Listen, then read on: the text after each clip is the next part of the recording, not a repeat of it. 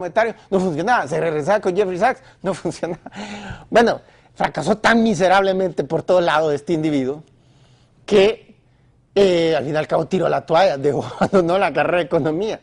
Ahora tiene un postdoctorado en la Universidad de Columbia, otra de las universidades más liberales, de las mejores, pero más liberales, porque también defienden una ideología de centro izquierdo, o lo que es centro izquierdo en los Estados Unidos, y la otra una ideología de derecho, como la Universidad de Chicago, como la Universidad de Yale.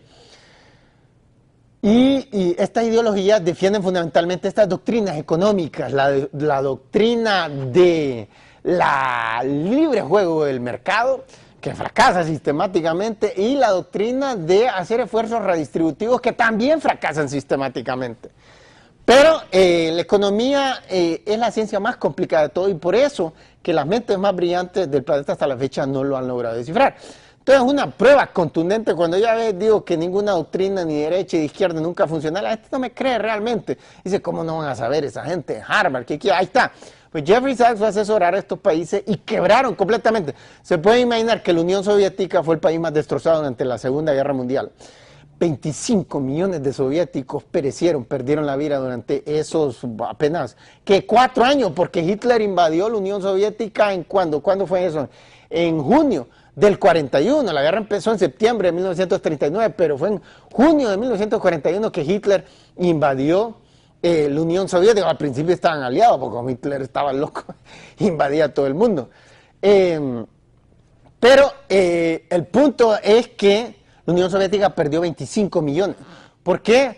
En parte porque Hitler solo odiaba a los eslavos, los únicos que odiaba más eran los judíos, y entonces le encantaba matarlos, y perdieron 25 millones y quedaron masivamente destrozadas, pero 90% de la estructura productiva de las zonas occidentales, sobre todo como Ucrania, Bielorrusia, los países bálticos, Estonia, Lituania, esos quedaron destrozados completamente, pero destruyeron tan sistemáticamente los alemanes, el país, que, fue una cosa, pese a eso, la década de los 40, de 1940 a 1949, vio una tasa de crecimiento de positivo 2 anual.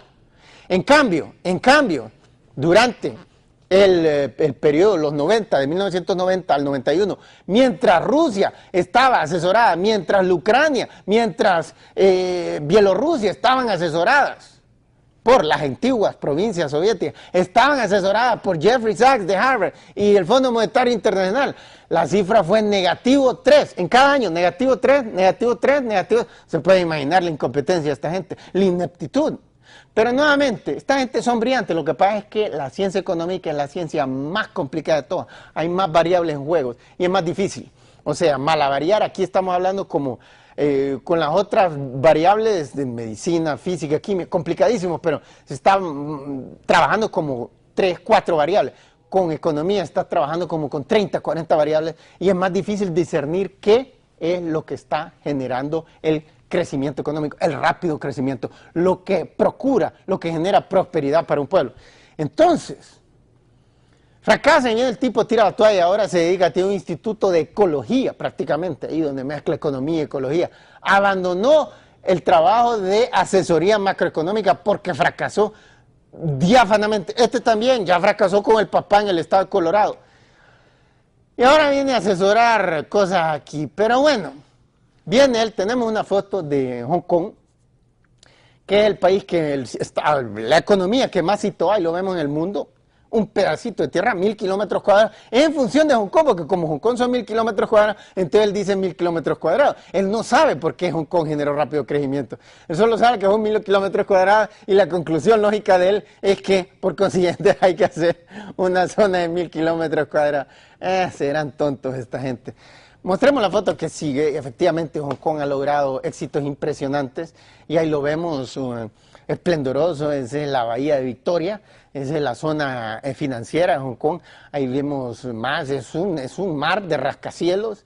Ahí viven 7 millones de habitantes, más que en Costa Rica, más que en Panamá, más que en Nicaragua, más o menos más que en El Salvador, un poco menos que en Honduras, un poco menos que en Guatemala. Y les dan mejores condiciones de vida que cualquier país latinoamericano, que Canadá, casi al mismo nivel de desarrollo que los Estados Unidos. Otro país que mencionó, Singapur, ahí lo vemos en el mapa. Lo que sigue en el mapa mundo es un pedacito de tierra, es todo son 700 kilómetros cuadrados. Ahí está, lo vemos en el sudeste asiático. Mostramos lo que sigue, y ahí lo vemos nuevamente, este es el distrito financiero, pero es esplendoroso y está en otros lugares. Haciendo investigación científica, no fui a turistear, no fui a corretear mujeres, no fui a drogarme, no fui a alcoholizarme como los políticos latinoamericanos, como los típicos políticos centroamericanos, sino que fui a hacer investigación científica, a tratar de escudriñar en qué residía el éxito. Lo primero que descubrí, regresemos al estudio por favor, lo primero que descubrí cuando me entrevistaba con personal del Ministerio de Finanzas, del Ministerio de Industria y Comercio, del Banco Central en Singapur, en Hong Kong, la autoridad monetaria de Hong Kong, ahí no tiene un banco central, no tienen ese término, aunque sí funciona de la misma forma, pero cuando me entrevistaba con ellos, lo primero que pude inferir, y ellos terminaron confesando, es que no tenían idea cómo habían generado el rápido crecimiento, si no lo tienen los mejores economistas del mundo, si no lo logró Paul Samuelson, el primero que le dieron un premio Nobel en economía en 1970, menos para que ellos, que obviamente han estudiado menos, pero cómo instituyeron un sistema profesional en Hong Kong desde 1842, cuando llegaron los británicos, y en Singapur desde 1819. Entonces, la superior inteligencia de esa administración pública, empezando con el gobernador, entonces se transformó. Eso es una variable, eso es una correlación que encontramos con todos los países del mundo. A través de la historia encontramos que los presidentes, los reyes, los primeros ministros, los jefes de Estado, entre más inteligentes eran, entre más estudiados eran, o todavía mejor, nacieron con una gran inteligencia y que estudiaron muchísimo, más rápido tendía a ser la tasa de crecimiento. No quiere decir que siempre, pero como en 75% de las veces ese era el caso. Entonces, ¿qué hace un país inteligente? Y pone a los presidentes más estudiados y más letrados, más sabios, más enciclopédicos, y a la vez gente que incluso nació con una gran inteligencia y combina esas dos habilidades mentales y tiene la mayor probabilidad de generar rápido crecimiento económico. Pero no, ¿qué pasa en Latinoamérica? ¿Qué pasa en Centroamérica? ¿Qué pasa en Honduras? No, se ponen a los más ignorantes, a los más incompetentes, sin título universitario, a veces sin título de secundaria. Toda una vida de estar empinándose la botella. Es así como ellos aprenden. Se ponen a beber entre ellos mismos y ahí supuestamente el uno le enseña al otro. Todos son ignorantes que se pueden enseñar entre ellos mismos. Es increíble, el concepto de estudiar, de matarse y quemarse las pestañas, ellos lo desconocen. ¿Por qué? Porque ese jamás ha sido el objetivo de ellos. El objetivo es ir a depredar, a glorificarse personalmente. Pero miramos nuevamente, miramos una de estas ideas de estas zonas que estarían fuera de la administración, está copiando el modelo de Hong Kong. Entonces, Hong Kong, por ejemplo, Gran Bretaña en 1842 lo arrancó de China, porque era parte de China, se lo arrancó a punta de fusil y cañón. Y inmediatamente creó, y no solo eso, creó una moneda diferente. Entonces ahí, ¿qué es lo que circula? El dólar hongkonés, que es un dólar diferente al dólar norteamericano o al dólar singapuriense. Entonces, ¿qué pasa? Es una moneda que tiene mucho valor. ¿Por qué? Porque Hong Kong produce ¿por qué? Porque ha tenido una tasa de crecimiento rápida. Entonces, la moneda de un país es un reflejo de la productividad, de la producción, del nivel de desarrollo del país. Entonces, el dólar es muy importante porque el país produce una gran cantidad de cosas que son de buena calidad y que todo el mundo dice, esto vale la pena adquirirlo. Bueno, no se vean que ya regresamos, tenemos que hacer una pequeña pausa comercial, pero cuando regresemos vamos a abordar este tema y vamos a mostrarles cómo Honduras efectivamente se puede convertir en un país súper rico, en 4 años, tan rico, más rico que los Estados Unidos, pero no es con ideas que carecen de fundamentación científica, de fundamentación estadística. Así que por favor no se vean que ya regresamos.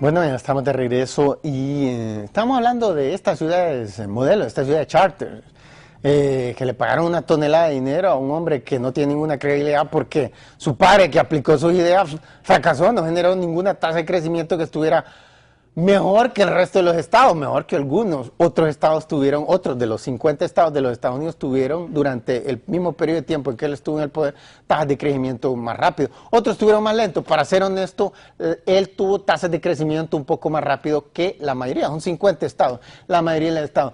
Hay un cierto reconocimiento de eso, pero ¿cuánto más? Mire, Honduras no necesita, Honduras ha estado creciendo 3%, Honduras no necesita 4%. Honduras necesita 5, necesita un mínimo de 8, pero sabemos, dado los datos de otros países del mundo, que se puede obtener 30 por 10 años consecutivos. Países sin ningún recurso natural, completamente alejados de todos los mercados internacionales del mundo. Honduras está cerca de los Estados Unidos, con país individual, el mercado más importante. Pero Nauru, por ejemplo, ahí perdido en el Pacífico, lo más cerca que le queda es Australia. Australia era un país desarrollado, pero apenas son 20 millones de personas. 20 millones, no es ningún gran mercado. Está lejísimo, incluso de Japón, no digamos de Europa y los Estados Unidos, pero aún así tuvo 30% de crecimiento anual en la década de los 70. Y sabemos que incluso posible 100% de crecimiento anual, esos países en un año individual obtuvieron. Y si eso pasó, eso nos dice lo que es posible, lo que es la terrenalidad de los hechos. Pero queríamos mostrar unas estadísticas de Hong Kong, estadísticas a largo plazo, long-term statistics, dicen. Gente como Paul Romer y Jeffrey Sachs, dos economistas sumamente fracasados en los Estados Unidos. Mostremos estas estadísticas de Hong Kong, la primera que tenemos, ahí tenemos Hong Kong. Tenemos el año 1800 a 1849, el PIB, Producto Interno Bruto. Esa es la tasa de crecimiento anual. Entonces miramos que antes de que llegaran los británicos, estaba en manos del imperio manchú chino, del gobierno chino, una monarquía, pero con reyes sumamente estúpidos, ignorantes, incompetentes, incapaces, con bajas capacidades mentales, como se pasaban casando entre ellos mismos. Los matrimonios eran entre parientes, supuestamente para preservar la sangre, la realeza de la sangre. Entonces se producían taras mentales. Para rematar, no estudian nada. ¿Por qué? Porque el poder lo tenían de por vida, como muchos dictadores a través de todo el mundo, incluso aquí en Latinoamérica, que sueñan con la idea, uno ya lo han logrado, y uno lleva 50 años en Latinoamérica, de eternizarse en el poder, y no tienen presión de que los puede sacar un malo resultado económico, no importa, pueden tener cifras negativas, ¿y para qué se van a preocupar? Entonces, antes de que llegaran los ingleses, los británicos, había una pequeña comunidad de piratas y de pescadores, todos iletrados. Miren la tasa de crecimiento, 0% anual. 0% anual. ¿Cuál era la media de vida en ese entonces? Era de como 17 años en promedio, eso era lo que vivían los habitantes de Hong Kong en ese entonces. Ya los británicos en 1842 se toman el poder. Inmediatamente instituyen un sistema de administración colonial profesional, el más profesional del mundo en ese entonces, de todas las colonias. De todas las potencias coloniales eran los más profesionales para gobernar. Entonces, y comienza inmediatamente a obtener una tasa de crecimiento, pero bien lenta, bien lenta. Con el paso del tiempo, mejoran la profesionalidad porque se les seguían revelando. Por ejemplo, en India, en ese entonces, en el año 1856-57, hubo una gran revuelta.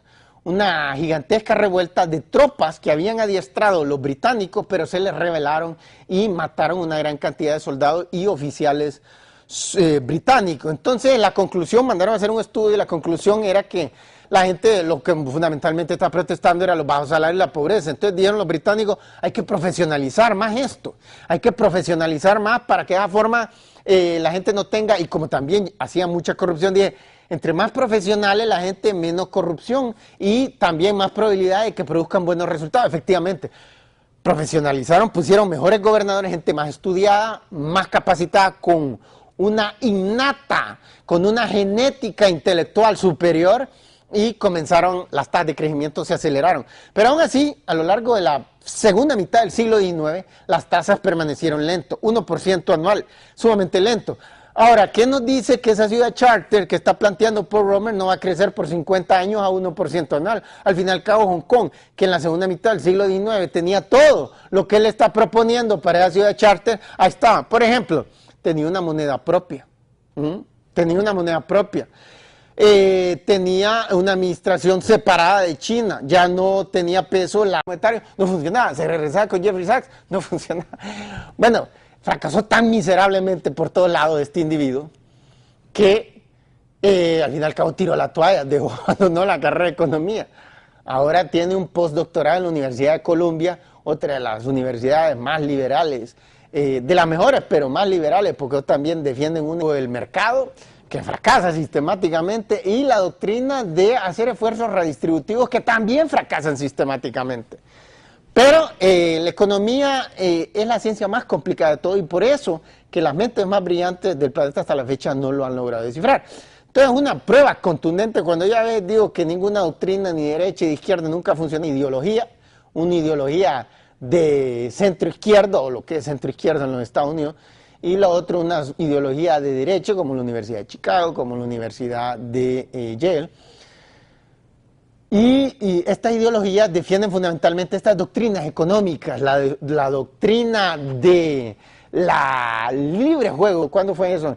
En junio del 41, la guerra empezó en septiembre de 1939, pero fue en junio de 1941 que Hitler invadió la Unión Soviética. Al principio estaban aliados, porque como Hitler estaba loco, invadía a todo el mundo.